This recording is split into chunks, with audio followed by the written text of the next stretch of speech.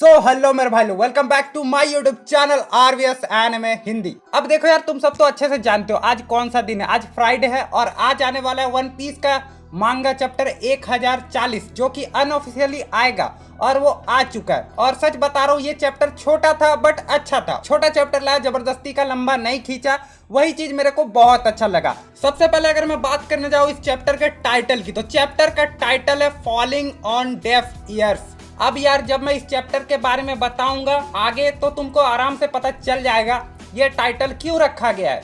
और हो सकता है ऑफिशियल चैप्टर जब आए तो इसका टाइटल चेंज भी हो जाए, तो इसलिए हैरान मत होना। चैप्टर के अगर मैं कवर पेज की बात करूं तो तुमको याद होगा पिछले कवर पेज में हमें क्या बताया गया था। कवर स्टोरी चल रही है escaping from the whole cake island, या फिर ऐसा ही कुछ वो कवर स्टोरी का नाम है। और वहां पर हमें बताया गया था नीजी और योनजी को पकड़ लिया गया था बिग मॉम पायरेट्स के द्वारा। अब देखो यहाँ पर हमें बताया जाता है कि वो लोग दोनों किस तरह से पकड़े गए थे। लिन ने उन्हें हरा करके उनको पकड़ लिया था और वो लोग किताब के अंदर कैद हो करके वही चीज सोच रहे हैं। साथ ही साथ अगर मैं बात करूं भाई, पिछले चैप्टर में क्या हुआ था तुमको याद ही होगा। किड ने लिन के ऊपर अटैक कर दिया था और उस अटैक का क्या लिन के ऊपर असर हुआ? हाँ भाई, असर हुआ, बट वो दोबारा खड़े होने के हालत में आ गई और वो सोल चुराना चाहती थी। वो भी किन का? लॉ और किड के पायरेट क्रूज का। ये चीज जान करके ना बाकी सारे जितने भी क्रू मेंबर्स थे किड और लॉ के, ये सब जो हैरान हो गए कि इतना ज्यादा अटैक झेलने के बाद भी ये बुढ़िया खड़े होने के हालत में आ रही है और वो झेल चुकी है। बट यहाँ पर लॉ अपना जलवा दिखाता है, बिकॉज वो क्या करता है, रोजनांते का डेविल फ्रूट पावर तुमको याद ही होगा वो किस तरह से काम करता था। वो रूम के बाहर साउंड नहीं जाता था और वही चीज लॉ ने किया। भाई मुझे एक बात बताओ, लॉ ये मिला के ना 3 से 4 बार बोल चुका है ये मेरा आखिरी अटैक है, इसके बाद मेरे अंदर जरा भी एनर्जी नहीं बचेगा, मैं पूरी तरह खत्म हूँ। पर साला वही बोल बोल के करीब 4 से 5 ऐसे अटैक कर चुका है जो लिन के नाक में दम कर दे। और ये वाला तो और भी ज्यादा खतरनाक था। उसने एक ऐसा रूम बनाया जो लिन को पूरी तरह से कवर कर दिया। अब देखो इस रूम के बारे में बाद में बात करेंगे, पर तुमने एक बात गौर किया, पेज नंबर 4 में जब लिन के ऊपर हमला हो रहा था वहां पर लिन के बॉडी से कॉन्करर हाकी भी निकलता है। ब्लैक लाइटनिंग तुम वहां पर निकलते हुए देख सकते हो। यहाँ पे कुछ समझ रहे हो, लिन अपने आप को बचाने का ट्राई कर रही होती है अगर वो दूसरों का सोल खा लेती, पर ये चीज लॉ होने नहीं देता है, ये याद रखना। और मैंने पिछले चैप्टर में भी बोला था लिन का हारने का सबसे बड़ा रीजन है लॉ का डेविल फ्रूट अवेकनिंग, बिकॉज वो अंदर से डैमेज देता है। अंदर से डैमेज देने के वजह से फर्क नहीं पड़ता तेरे ऊपर कॉन्करर हाकी कोटिंग है या किसी टाइप का भी कोटिंग है, वो उसको इंटीरियर डैमेज देता है, प्लस वो अपना कॉन्करर हाकी कोटिंग भी नहीं कर पाता है। और ये चीज मैं बार बार बोल रहा हूँ, ओडा ने लिन को वीक नहीं बनाया है। एक्चुअली लॉ के पास एक स्पेशल टाइप का मतलब अवेकनिंग है जिस वजह से लिन के पास उसका तोड़ नहीं है, बस यही समझ लो। अगर हम देखने जाए एनरू के पास, तो एनरू किस तरह से हारा था लूफी के हाथों, बिकॉज लूफी का जो डेविल फ्रूट था रबर वाला था और उसके पास बिजली वाला पावर था, और रबर तुम तो जानते हो बिजली का कोई असर नहीं होता है, इसी वजह से एनरू हारा था। और वही टाइप का सीन यहाँ पर भी क्रिएट हुआ है। तो जो लोग अंधों की तरह थोड़ा मांगा चैप्टर को रीड करते हैं उनको लगता है ओडा ने बहुत घटिया चैप्टर लिख दिया, लिन को हरा दिया प्लॉट आर्मर के वजह से वगैरह वगैरह इस टाइप से। भाई देखो, तुम उस बंदे को कह रहे हो जिसने सबसे ज्यादा सेलिंग मांगा का रिकॉर्ड बनाया है, उस बंदे को तुम मांगा लिखना सिखा रहे हो। भाई वो तुमसे ज्यादा, तुम उसके जानते हो 1% भी खड़े नहीं हो सकते मांगा लिखने के मामले में, तुम उस बंदे को ज्ञान दे रहे हो। भाई हमें ओडा के इस डिसीजन की रिस्पेक्ट करनी चाहिए। हाँ, तो जैसा कि मैं कह रहा था, दोबारा चैप्टर पे आते हैं। अब देखो लॉ के लिए खड़ा नहीं होता है, वो लिन के लिए खड़ा होता है, बिकॉज उसके अंदर कैद होने के वजह से वो अपने जो चेले चपाटे लोग हैं जैसे कि प्रोमेथियस, हेरा, इन लोग को वो यार कुछ भी बुलाए उनको ऑर्डर सुनाई ही नहीं देगा। वो अंदर कैद हो चुकी है, उसका आवाज बिल्कुल भी सुनाई नहीं देता है। ये लॉ ने बहुत तगड़ा दाव चला, बिकॉज वो अंदर से यार आवाज ही नहीं आ रहा था। किड उधर से अटैक करता गया जिस वजह से वहां पर छेद हो गया, और छेद हो गया ऐसे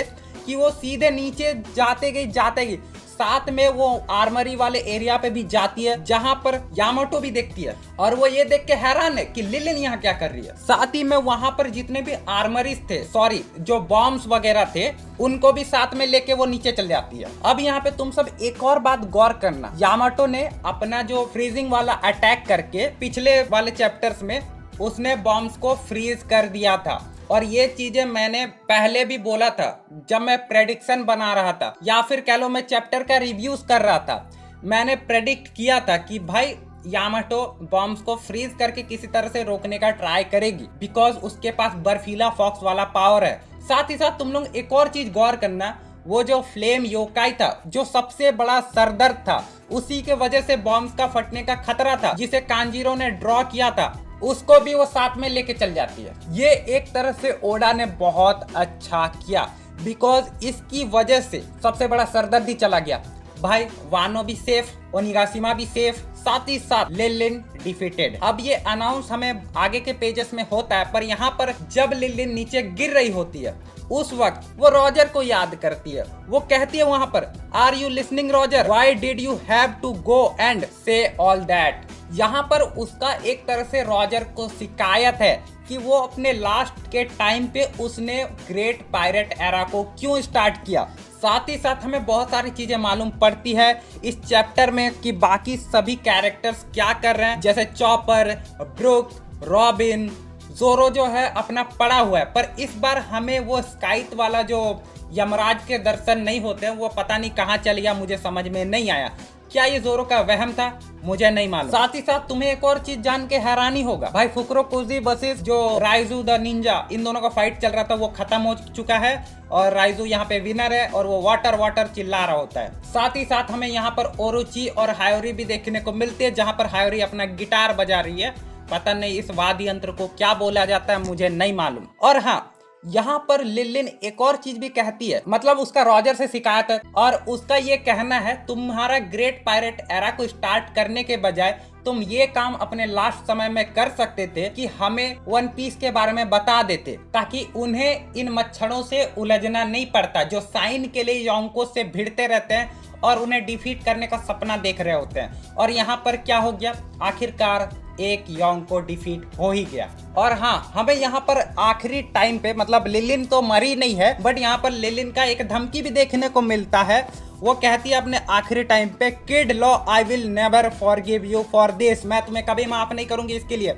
साथ ही साथ वो भी कहती है, you better not think this is enough to kill me. और ये बात हमें मालूम है, हाँ वो बात अलग है, लिलिन को दोबारा अपने फाइट पे वापस आने में बहुत टाइम लग जाएगा, उसको दोबारा रिकवर होने में भी बहुत टाइम लग जाएगा, क्योंकि उसको बहुत सारे सोल्स खाने होंगे। और वो वहां पर यार बहुत सारे सोल्स खाने वाली थी जब वो दोबारा खड़े हो रही थी। वहां पर अगर वो सोल खा लेती ना, फिर तो यार वो बाजार डालती। भाई समझ रहे हो, 50 साल की जिंदगी वो छीन लेती उन लोग से। भाई बहुत ज्यादा खतरा बन जाता। लॉ किड भले ही जिंदा बच जाते पर बाकी के मर जाते। एक तरह से लॉ ने बहुत अच्छा किया और किड ने भी बहुत अच्छा सपोर्ट किया। At the end page number 10 में हमें ये बात अनाउंस कर दिया जाता है, लाइव फ्लोर बैटल का winner captain Kidd and Trafalgar D Law है। और पेज नंबर 11 में तुम लोग एक और चीज गौर करके देख सकते हो, लॉ और किड का बुरा हाल है, क्योंकि यार उन्होंने अभी योंको के साथ फाइट किया है और योंको ने उसे बुरी तरह, गंदी तरह से धोया है, बहुत गंदी तरह डैमेज भी पहुंचा है। साथ ही साथ यहाँ पे जितने भी लॉ और किड के क्रूमेट्स होते हैं, ये लोग यार काफी ज्यादा सेलिब्रेट भी करते हैं, बिकॉज खुश तो होना चाहिए, उनके कैप्टन्स ने यार योंको को डिफीट किया है मिल करके। ये जान करके उनको तो खुश होना ही चाहिए और मैं भी बहुत ज्यादा खुश हूँ। कोई चिल्ला रहा है बॉस, कोई चिल्ला रहा कैप्टन, और ये चीज यार होना चाहिए। साथ ही साथ आखिरी के पेज पे अगर हम लोग चलेंगे तो ज्यादा अच्छा रहेगा। आखिरी के पेज पे हमें बहुत तगड़ा इंफॉर्मेशन दिया जाता है। मोमोनोसुके और यामाटो की बातचीत बताई जाती है और यहाँ पर मोमोनोसुके ये बताता है कि जुनेसा सामने ही है, वो वानो कूनी पहुंचने ही वाली है। मतलब तुम समझ रहे हो यहाँ पे क्या हो सकता है, जुनेसा वानो किस वजह से आ रही है, ये सारे चीजें बहुत ज्यादा सवाल खड़ा करते हैं। प्लस पिछले चैप्टर में जो वॉइस ऑफ ऑल थिंग का यूज किया गया था, जिसे मोमोनोसुके ने सुना था, भाई वो जुनेसा का था। ये बात तो ऑब्वियस बात है, हर किसी ने प्रेडिक्ट कर लिया था। और यहाँ पर ये हो भी सकता है कि मोमोनोसुके जुनेसा को ऑर्डर दे दे कि एक काम कर, उन शिप्स को डिस्ट्रॉय कर दे जो रास्ते में आ रहे हैं। अब तुम बोलोगे मोमनोस्के को कैसे पता चलेगा कि वो शिप्स आ रहे, वर्ल्ड गवर्नमेंट की शिप्स वहां पे कब्जा करने आ रही है? भाई हो सकता है अभी जुनेसा के साथ और ज्यादा बातचीत हो इन दोनों का, और वहां पर जुनेसा ये बताए कि रास्ते में मुझे शिप्स दिखाई दे रहे वर्ल्ड गवर्नमेंट के, तो हो सकता है मोमनोस्के उसे ऑर्डर दे दे कि तोड़ दो सालों को। खैर जो कुछ भी हो, ये सुनने के बाद यामाटो का रिएक्शन कुछ ऐसा था, what you mean the elephant Odean mentioned in his journal. हाँ, यामाटो का रिएक्शन कुछ ऐसा ही है, जो कि ऑब्वियस सी बात है, होना चाहिए। बिकॉज यामाटो यार इतने सालों से वानो में ही कैद है, वो बाहर नहीं जा सकती। उसको तो सपना है यार बाहर जा जाके घूमना है, बट वो जा नहीं सकती। क्या कर सकते हैं यार? तो वो जो कुछ भी जर्नल में पढ़ी हुई है वो सबको रीड करने के बाद उसको तो हैरानी होगा ना यार। आज हम सच में एक चीज तो देखने वाले हैं। साथ ही साथ ओडा जिस तरह से हमें छोटी छोटी चीजों को यार रिवील करता जा रहा है धीरे धीरे, मैं चाहता हूँ मेरे हाथ में वो ओडेन का जॉनरल लग जाए, मैं वहां से पढ़ के बहुत तगड़ा तगड़ा वीडियो बनाऊंगा। भाई वो जॉनरल एक साथ रिवील क्यों नहीं कर रहे? कर दो यार, मेरे को भी तसल्ली हो जाएगा, मुझे भी जानना है क्या है विल ऑफ डी। खैर चैप्टर के लास्ट पैनल में मोमनोस्के ये कहता है, exactly it committed a serious crime 800 years ago back when it was Joy boys companion. वो 800 साल पहले उसने क्या क्राइम किया था, इस पर हम कभी और थ्योरी वीडियो बना के डिस्कशन करेंगे 5-6 दिन बाद। बिकॉज अभी लाइन में बहुत सारे वीडियोस यार आने वाले हैं, बहुत सारे ऐसे ऐसे वीडियोस आएंगे ना जो तुम्हारे पैरों के नीचे से जमीन खिसका दे। उसके लिए एक्साइटेड जरूर रहना। साथ ही साथ अगर तुम मेरे से पूछ रहे हो ये चैप्टर कैसा था, तो मैं इस चैप्टर को दूंगा 7.5 आउट ऑफ 10। अब तुम पूछोगे क्यों? बिकॉज यार देखो ये चैप्टर छोटा था, साथ ही साथ ये चैप्टर में हमें बहुत सारी चीजें रिवील की गई, और हाँ लिलियन का डिफीट होना और लॉ का जलवा देखना तो था ही, तो यार ये 7.5 तो डिजर्व करती है। पिछले चैप्टर में पूरा फाइट भरा हुआ था, ये याद रखना, वहां पर पूरा हमें फाइट दिखाया गया था, और इस वजह से मैंने 7 रेटिंग दिया था। ओनली फॉर फाइट, कुछ नया स्टोरी देखने को नहीं मिला। यहाँ पर हमें बहुत तगड़े तगड़े रिवील भी छोटे छोटे देखने को मिलते हैं। खैर ये तो था मेरा मानना, अब तुम्हारा क्या मानना है? कमेंट बॉक्स रखा हुआ है, जाओ जाके कमेंट करो। साथ ही साथ अगर तुमको ये वीडियो पसंद आया तो यार इस वीडियो को लाइक मारो, और तुम ऐसे ही मेरे वीडियोस अगर फ्यूचर में देखना चाहते हो, और जैसे ही मैं वीडियो डालूं तुम्हें मालूम पड़ जाए और तुम आके सबसे पहले देख सको, तो उसके लिए ज्यादा कुछ नहीं करना, चैनल को सब्सक्राइब करके इसका बेल आइकन ऑन कर देना, जिससे मैं जब भी कोई नया वीडियो डालूंगा तुम्हारे पास नोटिफिकेशन चल जाएगा और तुम आकर के पहले इस वीडियो को एंजॉय कर पाओगे। और हाँ यार मुझे इंस्टाग्राम पे भी फॉलो करना मत भूलना। तो यार मिलेंगे नेक्स्ट वीडियो में, फिलहाल के लिए बाय।